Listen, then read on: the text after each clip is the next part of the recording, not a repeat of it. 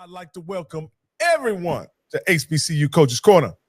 I'm your co-host, Rocky Miller, and I'm accompanied by my other co-host, the Rattler himself, Mr. Stephen Campbell.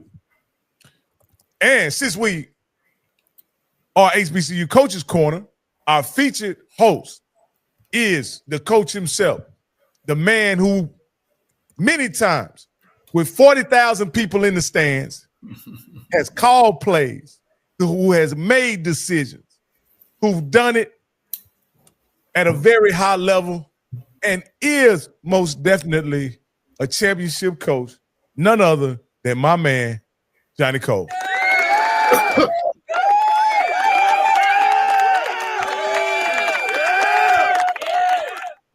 Hey, what's up, Coach? Man, look, man, ready to rock and roll, Coach, man. And, you know, I got a little disturbing news, I would say, but it's not that disturbing. It's you know, and we'll talk a little bit about it tonight. And y'all tell me what y'all think about it, and we'll kind of go from there. But, yeah, man, we had a big weekend. We're down to the 2. I think we were right on those 2 of the SWAC championship game, and now it's who's going to win that and who's going to represent the SWAC. And Yeah, as you guys know, you got them Jacksonians out there, and you got them Prairie View Panthers out there. And so it's going to be an interesting game. And, of course, we get to talk about a little bit of tonight, and we'll really dive into next week on who we really think. You know, and tonight, you know, we also, if not, we don't get to it, you know, we'll grade those coaches on how they did during the season. So, you know, a lot to talk about. You know, a lot of things. It's Thanksgiving. We don't want to hold everybody here like we usually do. You know, we're just going to get on for about an hour and hit it, man, and get it going. And welcome, Bishop. Coach, how you doing? Good, man. Good. I had a great talk with Bishop in the Florida A&M Rattlers, Rocky. I mean, man, they had to be 20 of them on the podcast. You know, I felt like I was in a snake pit. You was? Yeah. So hopefully, man, you know, we made some relationships, and, you know, I felt good about the talk, and hopefully I were able to answer some of their questions. Well, I'm going to talk about that. First of all, Coach, we really appreciate you. And I always say what's so special about who and what you are. And I'm going to keep saying this. It sounds simple, but it's true. You're an actual coach. You've done it on the field. You know what a SWAC championship looks like. You know what an SIA championship looks like.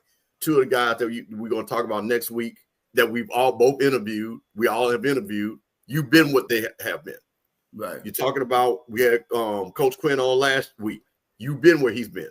Right. So a lot of that for me in a big game, you know, because it has a lot of factors going on with that game, you know, with Florida Classic.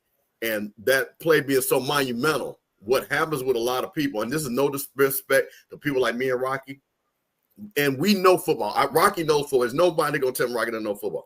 But nobody can tell us about what it feels like to coach in that scenario and what is being said. And what you and Bishop Bonnet did, Bishop being a high-level player, looking at it from the offense, and I know you're an offensive guy, but you're a head coach, so you got to know everything. And to break down what happened, and because I never want people to criticize us because it's low-hanging fruit. Oh, they're nothing but podcasts. They don't know anything. But see, they can't talk about that on HBCU Coaches Corner. They can't dismiss us like that. Right. So I really appreciate you coming on, breaking that play down, and really, again, moves forward for a lot of the coaches is that, hey, man, you're always going to be critiqued. You're always going, and your fans care. Your fans really care. So, you know, shout out to the people from ONG Strike Zone and all those people on the panel. We had a really good time last night. Hey, man, it was great, Coach. And, you know, I appreciate you guys for allowing me and trusting in me that, you know, I'm giving us good direction with this show because, you know, a lot of guys on these podcasts that I hear and pull up, I don't think they really want somebody on there to kind of, you know, give them the right way or the you know, what the coach is thinking. Because sometimes it's just a player being a bonehead, you know, and I can kind of tell that too. But at the end of the day, you know, that's what we get paid for, coaches, because the thing they're going to say is, well, you brought him here. You know what I mean? Or you've been disciplining the kid all year, so you should know what he's capable of doing, and that happens also. So I'm not here to bash no coach at all, but I am here, and I know what I see when it comes to coaching this game. I've been around this game a long time. I've had a football in my hand before I knew my name, so I'm familiar with what's going on in this football world. Yeah, Coach, one of the things that and we're speaking about FAMU and what happened yesterday. The unique thing about it is FAMU had that very unfortunate play happen to them, right? But they actually get a chance to wash that taste out their mouth before the end of the season and go play a game in Inner Mississippi. How important is that opportunity for a program to not end on what happened at the Florida Classic, and then they could go to Inner and potentially play better and get a win under their belt before they go into the outseason program? Yeah. Fans are funny. When you're winning, everybody on your side, and when you're losing, they ain't on your side. So, for the FAMU fans, he go down there and do what he should do. They should run away with the game with Mississippi Valley. It shouldn't be real, and then, make a good look. And the thing, if I had a chance to talk to Cozy, you talk like it's the end. Hey, it's a program. You know what I mean? It's a program. This is what we do in our program. This is where we're weak at. This is where we're not weak at. We need to get better here, here, here. People don't, and that's the thing about him. I mean, guys, at Lane College, I took over Lane College. I started 0-10. And I even had the president making jokes of me, saying, man, we can't even beat the School of the Blind. And this man in my office talking about some scholarships. You know what I mean? But I knew that we were going in the right direction. You know what I mean? I knew that when I put my team out on the field, everybody is lined up where they're supposed to be. I knew where our weak players were and where they wasn't and where we needed to recruit at and where we needed to go at. The thing that I could control, daily is the discipline of my kids. And so I knew and I could trust them that they were going to lay it out on the football field. Yeah. Yeah. And Coach, to get another opportunity to close this season out with a victory, how important is that? It's big. It's big, Coach. It's big. And to go down there and do it the right way, and let the kids know that, it is a tomorrow. Man, we in this thing together, and we're going to go down here and show how we can play. And that's the way you should be talking. You're always positive. You're not, you're making sure everybody is still following the rules. We had bus rules. We had, showing up on time. We had, make sure you got breakfast this morning. Where you actually got your program going, you don't fall off, oh, well, we ain't going to the championship, or we could do what we want to do. No, that ain't how you go down there, and that ain't how you finish out strong when you're talking about a strong program. Coach, let me ask you this here, Coach. Cozy came into a winning program, and he's broke a couple of streaks while at the helm. He's broke the streak of not losing at Bragg for 19 games. He lost at Bragg. They had a 4-game winning streak at the Florida Classic. He lost the Florida Classic. How many of these, now I'm talking about as a coach, how many of these things kind of stack up against you when it's time for you to renew your contract or negotiate an extension? Do these things kind of stack up against you, or these things that are going to, even though he's probably going to end with 2 winning seasons, will these kind of situations stack up against him when he goes in to renegotiate an extension or renew his contract? Ain't no question. I mean, ain't no question. A big game like when they play Bethune-Cookman, the Florida Classic, you could be winning and lose your job on that. It ain't no question that all of it makes sense. All of it is important on how they gonna go about making sure that you are the right guy for us. Hopefully, he had a 3-year contract where he could at least finish his 3. I just think all coaches should at least get 3 years, unless it just looked terrible, it's bad, kids are getting in trouble on campus. academically they're not strong, that's when you know that we're not moving in the right direction. At Florida A&M, I mean, he's kind of still at the level of, and that's why this game is important, that to finish up with a winning season. But we all know that there's some what we call them on our show, blue bread programs, that sometimes 6 and 5 won't do it. You know what I mean? You got to come in there with at least 7 games, to keep your job. So now these big games are very important, and that's why you got to finish strong, and you can't go down there and piss straight up against Mississippi Valley, a team who upset you last year. You can't do it. You got to make sure that your team is doing everything on Monday, Tuesday, Wednesday, Thursday, Friday, and getting on that bus or plane or whatever however you're traveling. And you got to be strict.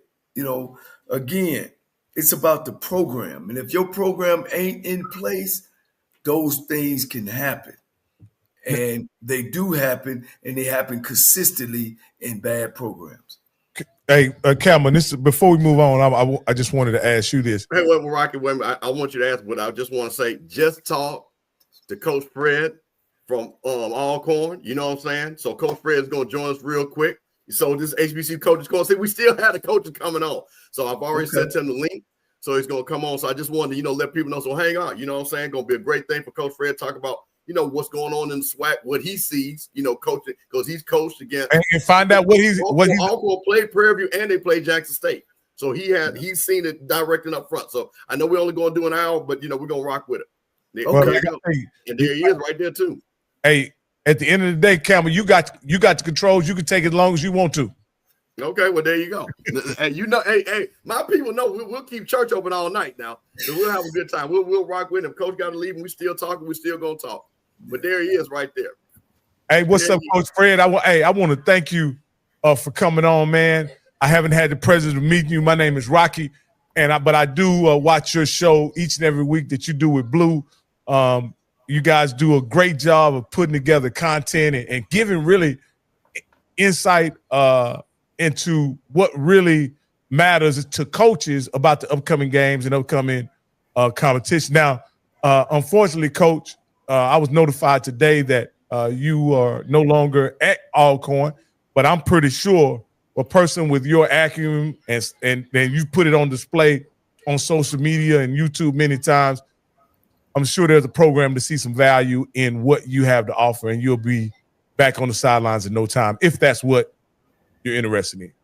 Hey, Coach, before you get started, wait a minute, because this is what we do. See, we got to give proper intro. This is Coach Leroy Frederick, my guy.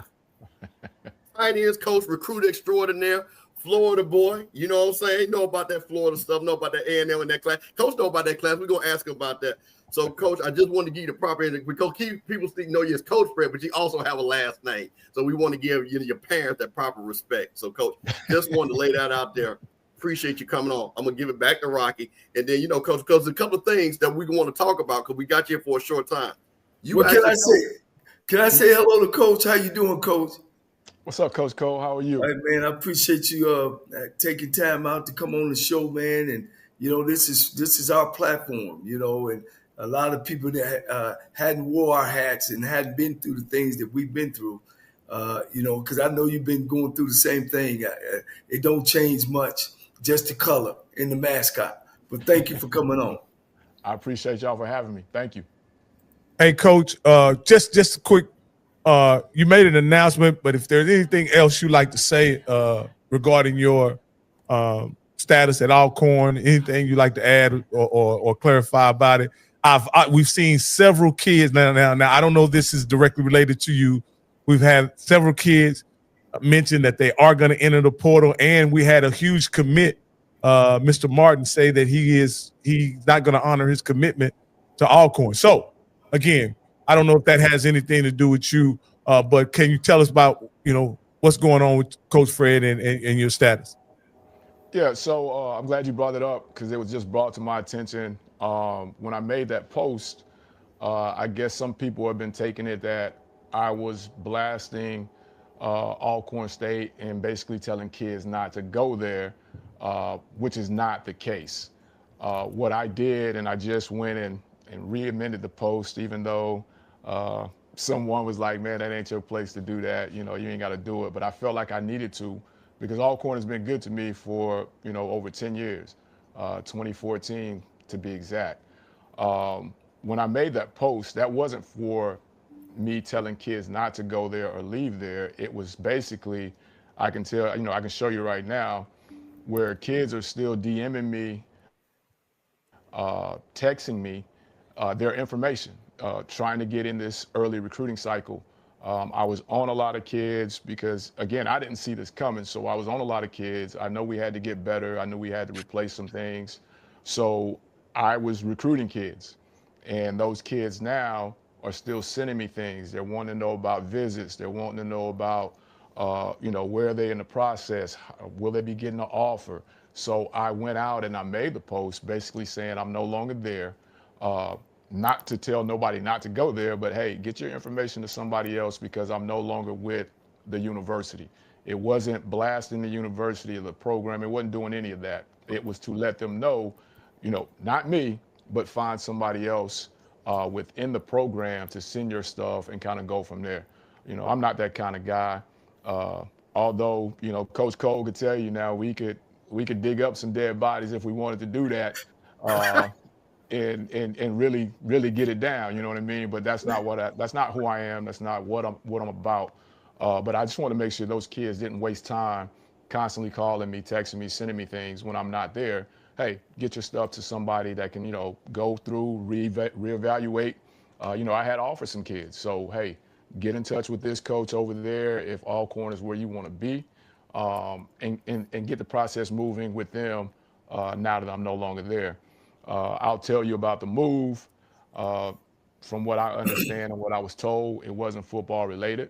You know, I could say it, you know, back when we first started doing this YouTube thing, however you want to put it, social media, we did a show where we had Coach T.C. Taylor and Coach O on, and we had a sponsor, which was a cigar lounge in Vicksburg, that wanted us to do the show there.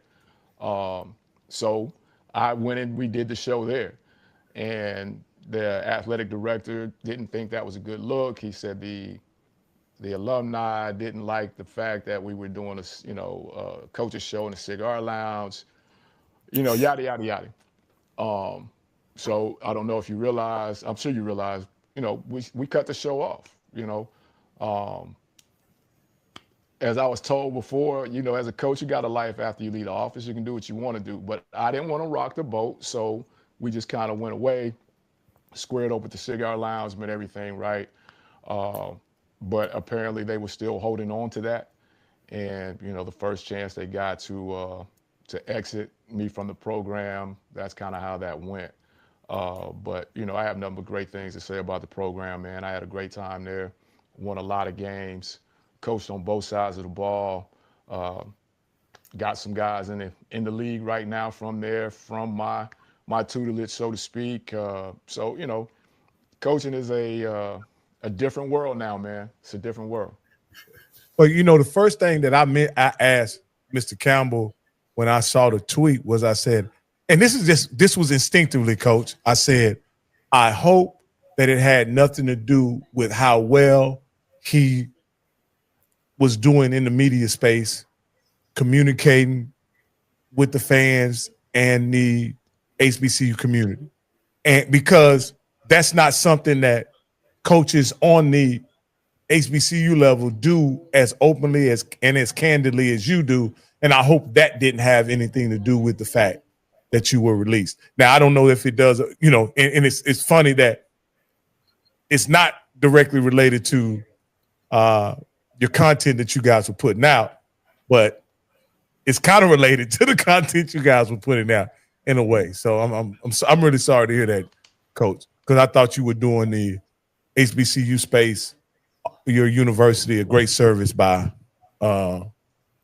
being candid and open about what was going on regarding HBCU football. Coach, we lost your camera if you're still there. Dang, Alcorn don't send somebody over there to get him? Boy, listen, man, you know them folks all got them long shot rifles now, coach. They'll snipe you away. Them boys, hey man, it's deer season, man. They got them 30-06s, boy, down there. They might come and get you now. So, wow. You know, coach, when you because you have had a recruit. Yeah, coach. We can hear you. Were you able to hear us, coach? Okay. You kind of cut off on me there. I was trying to get off that. Somebody kept calling. I was trying to get the call off. You may have to disconnect and reconnect, coach, because your camera's not on. Oh yeah. Yeah, see, this is what happens. So I'm gonna tell you what it is. All the people call, Coach Fred, we see you over there on HBCU Coaches Corner, bro. We didn't even know what was. Yeah, man. You know, that's an unfortunate situation, man, when a guy is ultimately let go because of something that he was doing outside of his duties as a coach. Coach, can you talk to anything, those kind of things, coach, or how?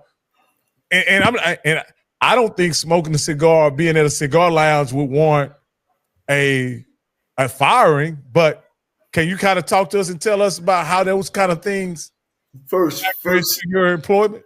Yeah, firstly, coaching football, you're gonna be on both sides of that table. You're gonna be hired or you're gonna be fired. And if you've been in this game long enough, you've been on both sides of the table. Number one.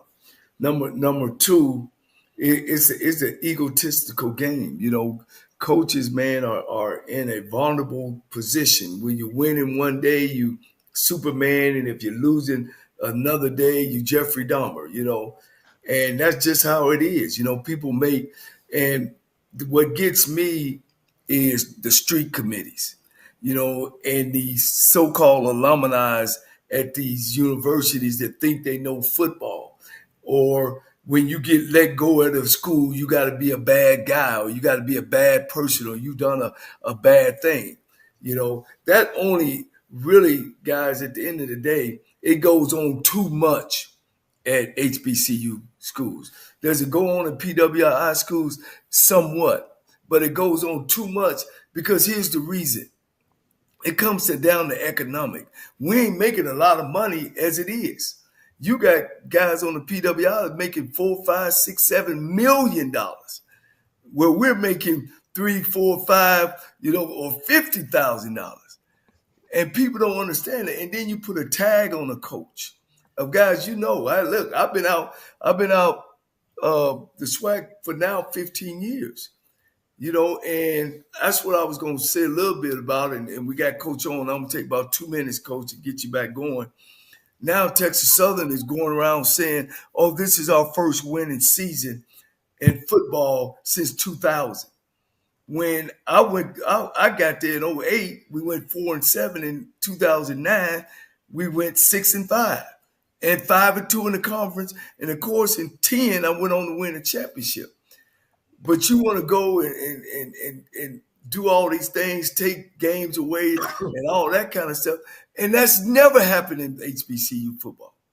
You know what I'm saying? So what happens is they tag you and put these things on you like you're a bad guy. But being fired from a staff, it's a part of the business. It don't mean you're a bad guy. You know what I mean? Or you don't done something wrong. But when somebody making statements like, oh, well, you did something at a cigar bar. Are you really? Are you really? Tell the man the truth. Be honest. Now I guess everybody think you're a cigar smoker, Coach. I don't even know if you smoke cigar. Well, he is a cigar smoker. Yeah. And he smoked some good ones because I've seen him on there. He's not smoking no trash either. Who gives a hell? Now, Coach, the Jackson State coaches were also there, correct? Right. Yeah, I can tell you the original setup for the show was to be Coach Thomas to be there, Coach TC to be there. So what I wanted to do was, I don't know if y'all remember this, but there used to be a time where they would do kickoff shows. Well, Coach Cole, I know you know that. SWAC tour. Yeah. So, I'm thinking, man, that'll be a great deal, man, just to sit down and talk about football with these two guys Coach O shows up. You know, he's a good friend of mine as well. Let's just talk football. And at the time, Coach Buckley hadn't been. It wasn't Coach Buckley. It was the young coach. young coach at Yeah. Valley, and we reached out to him. He had something going on, so he couldn't drive in, but he was going to come. So that was going to be the original deal. And then if you go back and look at it, we didn't talk scheme. You know, we talked about your journey, Coach TC, man, how you get here, Coach O, how you get here, and just talked, you know, their history. That was all we did. I didn't have on anything Alcorn. You know, I had on, I think, maybe my common man shirt or something like that. And it wasn't like we were just tore down drunk. We weren't, you know, so it was just a show. So that was taken the wrong way, out of context. So I just kind of left it alone. I was upset about it because, you know, again, once you leave the office, man, your time is your time, right? Well, let me say this about being drunk. The head coach of the most expensive college program, and Steve Sarkisian, was so drunk when he was coaching USC, he damn near fell off the stage. Yeah, I remember and that. He's making $10 million today. You know what his punishment was? The offensive coordinator position with Alabama. And then now he's the head coach of Texas. And you get caught for cigars. And I don't know what you're making, Coach, but you ain't making $10 million. Coach, and I was just going to say this, Coach. That was almost 2 seasons ago, Coach. Yeah, that was part of what, you know, I was told. So, you know, I can only go by what I'm told, and it couldn't have been, you know, to me, when you talk about performance-based in this business, you know, the resume speaks for itself. You know, last year, Truck Griffin was an All-American and an All-Conference tight end. You know, the year before that, Monterio Hunt, Malik, all those guys, I had 3 receivers in the top 10 in the conference. Monterio was top 5 in FCS. So when we talk about that, you know, it's not about the coaching part of it. You know, I just want to be, you know, just tell me. It's a business. I get it. But just tell me what it is. What's your background, Coach? Where'd you go to school at? So I went to Arkansas Tech, and I was part of the transfer portal before it was a transfer portal. Tried to transfer to get closer to that girl that went to FAMU. So I tried to transfer to Florida State, not knowing the full rules, not having people to, you know, give you, hey, man, when you transfer, you lose hours, you know, all that, especially when you're going from D2 to Division I, and wound up transferring myself to being ineligible. But I'm still close. I'm still close to that little girl over that fam. You know what I mean? So, you know, I guess it worked out. And then, you know, later on got an opportunity to go play over in the CFL and the Arena League. And, you know, football has been something that's been a part of me for a while. You know, like all of us, it was the reason that I was able to leave out of that, what we call that 275 circle, where it loops around Tampa.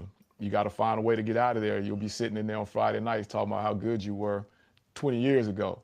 You know, so football is that, and it got me an opportunity to be out of there all the way to Russellville, Arkansas. So that's the start of it. Yeah. Oh, okay. I just seeing if you had some HBCU background or. Now, my family is crazy. My family, mom's side is BCU. My dad's side, all my aunties and uncles, they went to FAM. They all teachers. Well, they're retired now. So as you were talking about the Florida Classic earlier there, Mr. Campbell, I remember going as a young kid and how serious it was back then when it was in Tampa before it moved to Orlando. You know, the old sombrero there at Tampa Stadium. So I've been around it, didn't know about it. My high school coach, Colin Smith, was a Bethune-Cookman great. But, you know, back then, it was the stigmatism of going there. So really wasn't on the radar, but I was around it all my life. Now, Coach, you the recruiting coordinator. Were your Pacific area, the Florida area? Yes, I wasn't a recruiting coordinator. That was Coach Ryan, but Okay. I handled the Kansas JCs, and Okay. I had Central Florida and dipped down into South Florida. I used to work at Fort Scott. Yeah. That was my first college coaching job, Fort Scott Community College, and Yeah. I followed you again in this business to Stillman College. So Okay. yeah, Okay. Okay. yeah, Fort Okay. Scott. You know how they Yeah. got me to Fort Scott? What's that? Uh, Coach Verdugo, Kevin Verdugo, told me it was a Army town, and I was like, okay, being from Tampa, I'm thinking big deal. Oh, this gonna be great. He didn't tell me the Army left in like 1871. So when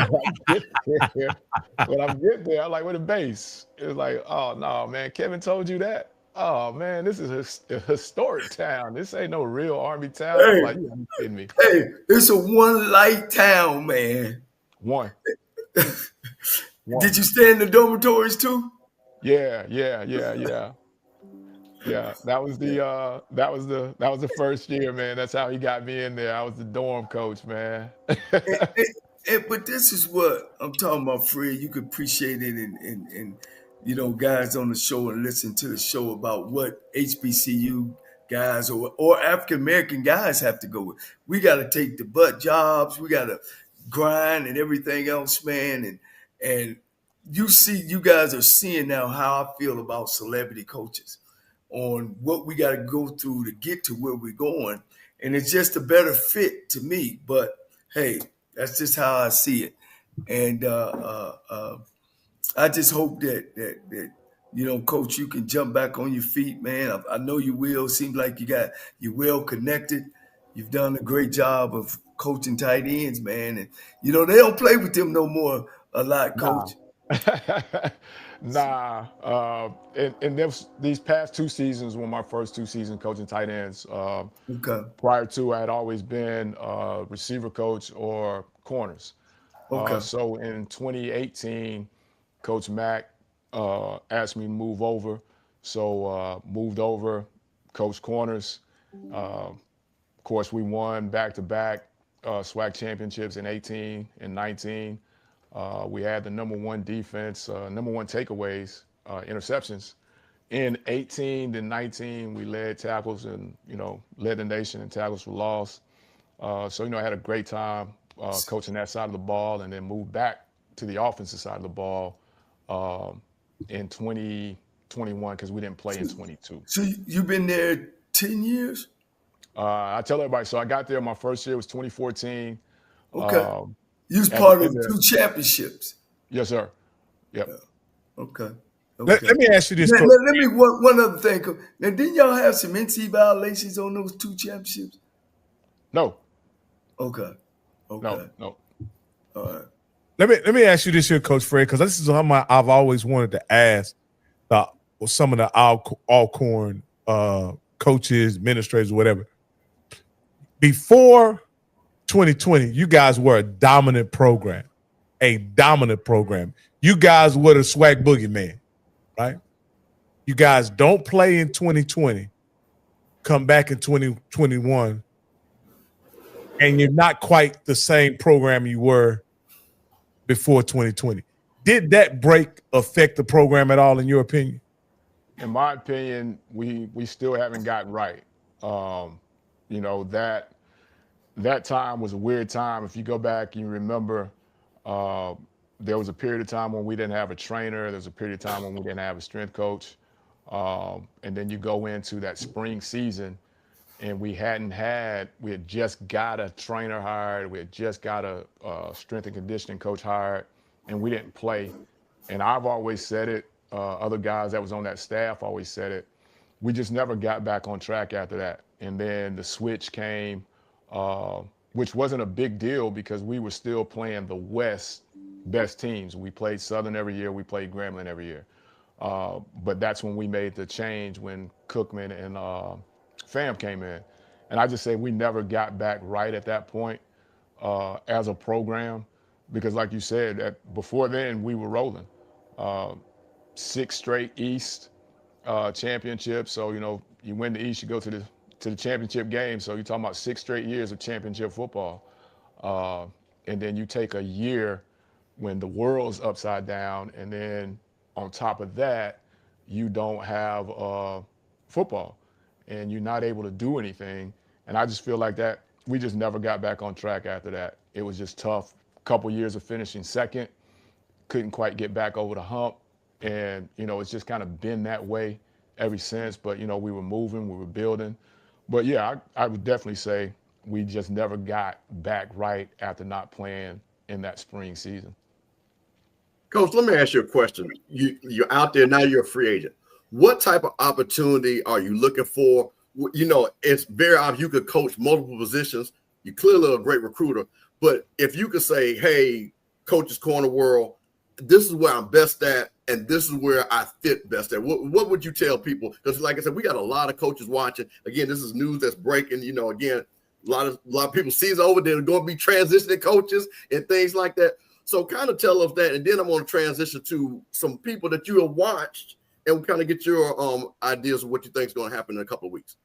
So, I'm primarily an offensive guy, played receiver, and I think that's where it's at. That's my niche. I've always had, I think, high marks with those guys wherever I've been, whether it's been the JUCO route, Division II Stillman, or even at Alcorn. I think I get those guys to play at a high level. I'm not one of these internet guys. What I'm giving my guys are football Saturday techniques. We're going to be fundamentally sound and we're going to be tough. And that's how I coach the receivers. A lot of times we as receivers get labeled as divas and not willing to do the dirty work. Tenderonis. Yeah. But nah, we ain't doing that. Anybody that's played for me as a receiver will tell you, if you don't block, you don't play. If you in the game and we call something and you don't block, you might as well come on jog, because the next guy's coming to get you. Because you got to be able to do everything. You want to be complete. And, I think that part of it is where my niche is. But I can coach corners. I played that. Playing in an arena league, you had to play both ways. Coming up, I knew I was a smaller receiver. And at the time, remember, there was only 2 teams in the NFL that was run and shoot. Buffalo and I think Minnesota at the time. So little receivers weren't being given that opportunity. So kind of taught myself how to play DB, so to speak. But receiver coach is what I call myself. Yeah, Coach. Go ahead, Coach. You don't face Alcorn. You don't face Jackson State, Mm-hmm. and you don't face Prairie View. Mm-hmm. And we got an offline thing between some Jackson State people that, they just think that they just gonna run over Prairie View. And Coach, I'm a coach. I don't. My heart ain't in this.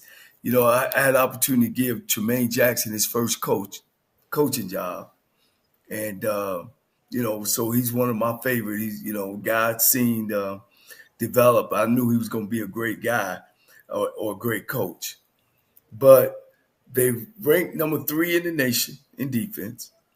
Their offense is peaking at the right time. Jackson State is Jackson State. Great athletes, great program with T.C. Taylor.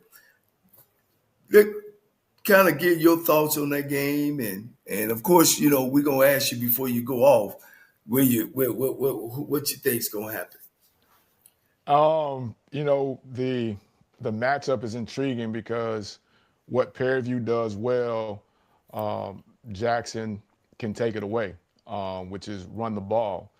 And if, Jackson can get that back, they've been kind of slipping the last couple of weeks and allowing people to kind of run the ball on them. If they can take that away and turn Prairie View into, one dimension, having to throw the ball, I think that would be the way to go. But also, if Jackson jumps out to a quick lead, that could be trouble for Prairie View. And Jackson got some guys that can be one hitters. They don't need a lot of space to take it 80. And if they fall behind 14, that's going to take away that run game, and they're going to be forced to pass, and that could put them in a little trouble. Okay. What about Prairie View and what Prairie View's got to take away from Jackson State?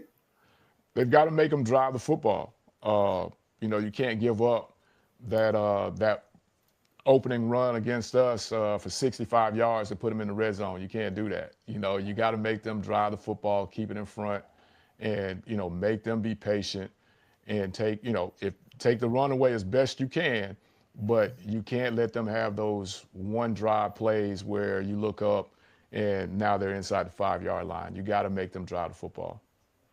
Mm-hmm. Okay. Coach, your team, Alcorn, played both of those teams. Very well. Very, very well. So you know what it's like to be in the vet. So, and you guys just played in the vet. So what would you tell a Prairie View team who has been in the championship team, played in the vet once before a couple of years ago, but you guys and it's going to be a big crowd and things like that. What would you tell the coaches that have not coached? And because I don't think Tremaine Jackson's coached in the vet, but it doesn't matter. Let's just say because they haven't played this year. What would you tell Prairie View? And then with that being said, you playing Prairie View and them coming in, what would you tell Jackson State? I would tell Prairie View coaches, you got to make sure your guys can handle that first 8 minutes because it's going to be rocking. When the band comes in there and the song they play right before kickoff and those pom-poms, you got to make sure your guys don't get wrapped up into that and, overplay something. And now you look up and you're 14 down and it's still 7 minutes left to go in the first quarter. You got to make sure your guys are mentally ready to handle the excitement. Because like you said, it's a championship game and it's going to be a big crowd. So I'm telling the Prairie View coaches, hey, preach the first 8 minutes. Got to stay under control the first 8 minutes. And if I'm Jackson, hey, let's take it to them from the jump. Let's get on these guys early and often and see if they can handle it. So, to me, I think those are the two different aspects that, is going to make the difference in the game. Because if Prairie View can't handle that first 5 to 8 minutes, it could be trouble. Well, Jack, we played Jackson State down in Jackson. So he knows what to expect when that Sunny Boom come out. And I guarantee you he'll have his players ready to go. Of course we beat Jackson in Jackson. When they had an interior that the white quarterback. White Tiger. We beat Jackson down in there. But I just feel it ain't gonna be a runaway for neither team. I think so. I think you hit some points, Coach, that not being able to give up the big play. And make them drive. And that's some of the things that we've been preaching about Jackson State of making them one-dimensional. Or, I think it's how T.C. Taylor is going to manage the offense towards the defense. They got a great defense. Prairie View has a great defense. And some of the things you brought up was real intriguing, about the big plays and that kind of thing. That's important. Yeah, and I'm looking in the comments. When I say run the ball, Cookman didn't really want to run the ball, but when they had to, they were able to get some movement up front. I think Alabama State ran the ball at a decent clip versus them, and then I think we had a decent clip running the ball against them as well. So when I say run the ball, I'm saying in those timely manners when you have to get a run off and get yourself ahead of the chains, Cookman did that, effectively. Yeah. Coach. This one of the things that I looked into. Prairie View is ranked number 1 in the nation on third downs. What playing both teams when it comes to the discipline of the team and the management of the team, what did you thought about both teams? At the time that we played Prairie View, I think we were kind of having some issues within what we wanted to do, so to speak. And they got after us on third downs. And, when you get behind the chains and people are able to pin their ears back, you're going to be in trouble. And, fortunately, Saturday, again, we didn't handle the first 8 minutes well, but we were able to battle back. and kind of get back within within the game. Had some big plays, some big runs. So third downs, you want to stay out of that with Prairie View because they can rush the passer, and then you don't want to give Jackson's front four an opportunity to get moving. And if Jackson can get movement without having to bring the linebackers and play those games, that makes them very tough. Coach, one thing that I was very impressed with Alcorn this past weekend, if you had told me that y'all was going to keep them under 250 yards, considering the size of your guys up front, I would have bet anybody that Jackson was going to get 250 yards and probably going to average 5 yards a carry. You guys were able to, in my opinion, do the best job, even better than maybe the D1 team they played. Like, you guys did a great job not necessarily total yards, because they did run for 170, but Coach, they ran the ball almost 50 times to get that 170. So you guys did a great job. Did you guys see something, or did you guys play above y'all head? What was going on with that? Again, it was a rivalry game, no doubt. But Coach Thomas, Coach Rowe, those guys over there really put together a good plan of trying to make sure that we weren't stagnant up front and let those big guys move us. We were trying to put them in the blender, trying to move, have movement up front to keep them from being able to tee off and get those, inside zones, those duos, against the smaller guys. We wanted to try to protect them. So, the game plan was, what it was, and our kids just played. Once we settled down, we were able to kind of get some stuff going up front to where we didn't allow them to get those double teams as much. Yeah. When you look at the both teams, and now I just want you to speak size-wise, are they even? Are they a little different? Or if you let me just, and you just answer, who you think have the best defensive line? Jackson's got that zero up there, man. And when he goes, he goes. And it ain't too many in the league like him. Okay. And Prairie View's got that defensive end, I want to say 8, if I'm not mistaken, longer kid. And, he kind of can bend that edge on you rather quickly. Yeah. But size-wise, I think, between the two teams, I think Jackson's the bigger team in the trenches. Okay. All right, linebacker play. PV. Okay. Secondary. Man, we played PV so early, I don't think we really tested them like that. But from what, I've watched them, they've really improved on the back end. So I would give them the edge overall there. But I know, Quinn's not going to sit back there and just be stagnant. He's going to do some different things. Did you say Quinn? Coach Quinn, yeah. Oh, yeah. What about, let's go on offensive side of the ball, both offensive line. Them guys in Jackson big up there, man. I didn't realize they were that big. Okay. That offensive line is massive, man. Them guys are big.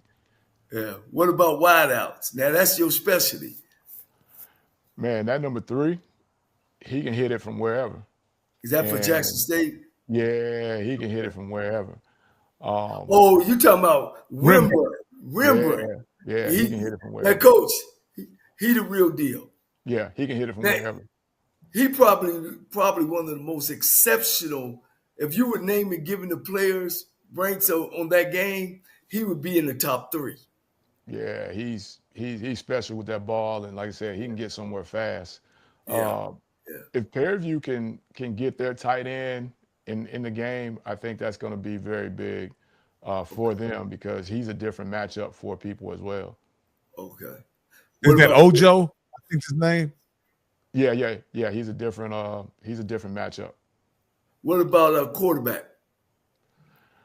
You hear different things, and I guess Jackson's original starter is going to be back. I like the young kid. I think the young kid handled himself well last week. Fairview runs those two guys in and out of there at times. If Jackson's quarterback is healthy, he's a senior. I got to give him the nod on that one. Yeah. Well, I'm not going to ask you about the coaches because you're looking for a job now.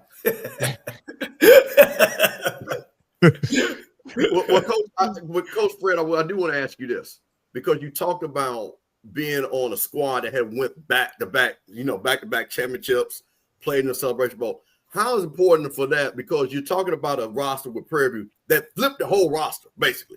70 new players, new coaches, new culture.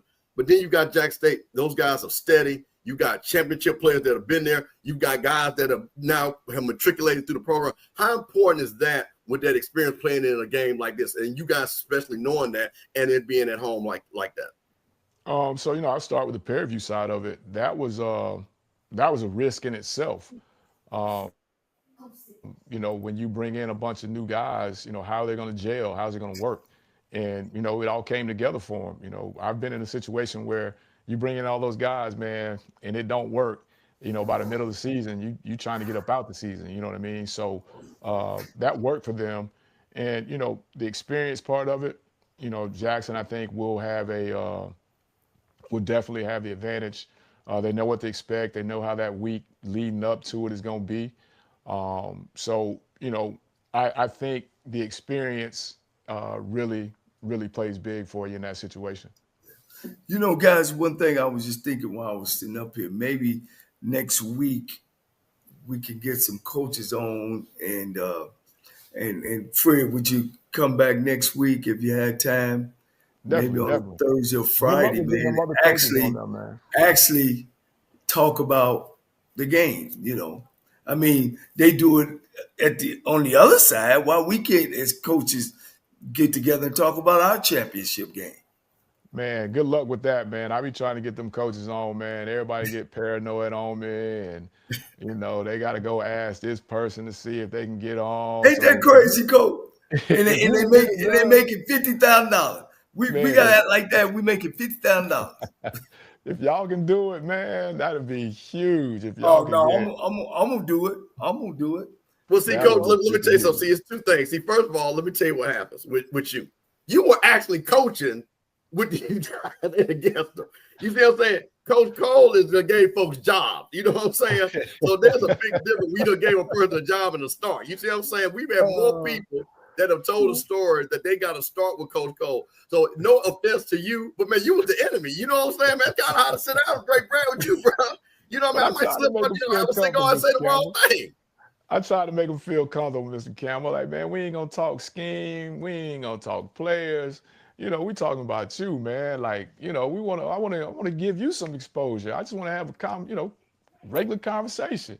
Man, I love this guy. I love this coach. See, I coached back there. I started back there with Eddie Robinson. They were on I seen them coach. I finished in 85, so they were done in 90. So I was able to, they last 10, 12 years. Man, they had great relationships off the field.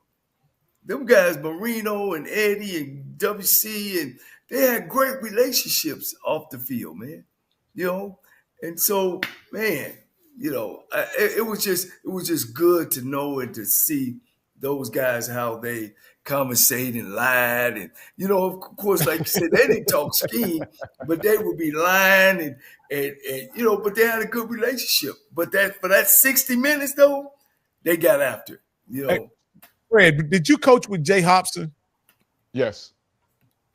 Now, I know you were about to say something, but can you tell me about that staff and all the guys came off that staff that ultimately end up being coordinators and head coaches?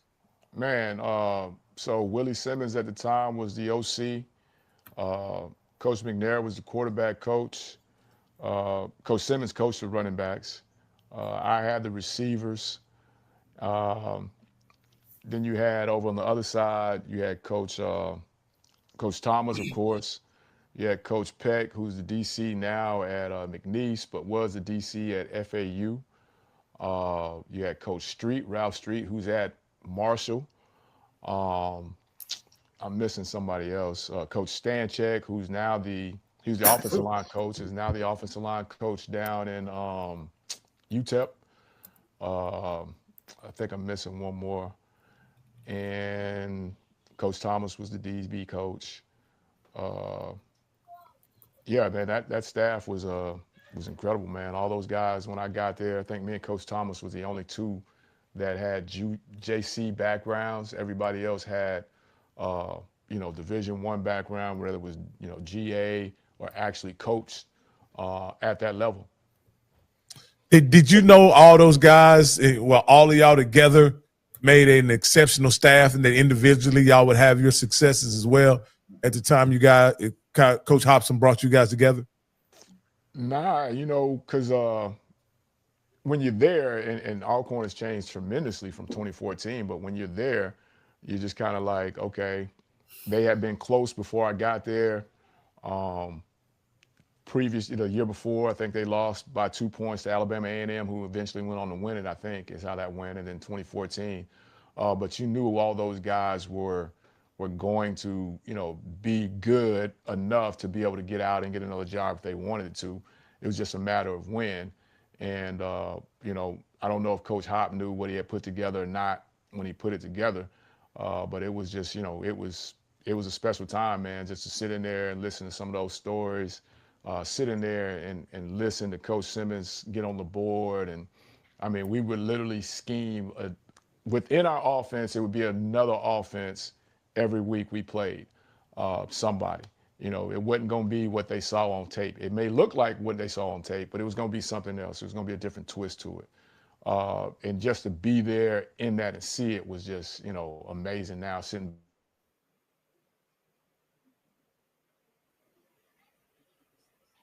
He froze up. Yeah, it looked like he froze on us. Yeah. Well, man, that was good, man. He's very knowledgeable. Yeah, very, very, very knowledgeable, man. Yeah. And I think let me see if we get you back. Unfortunately, we just in that business, Coach. Yeah, man. That's unfortunate, Coach, in that, and the fact that he is in the media space as an active head coach.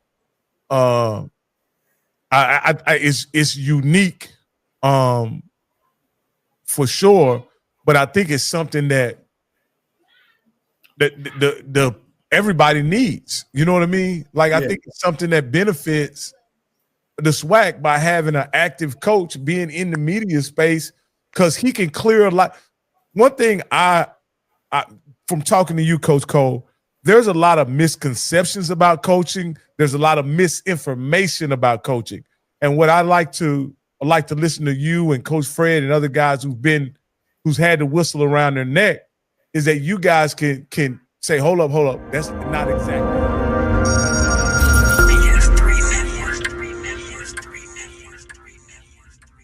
BS3 Network, changing the way you watch TV.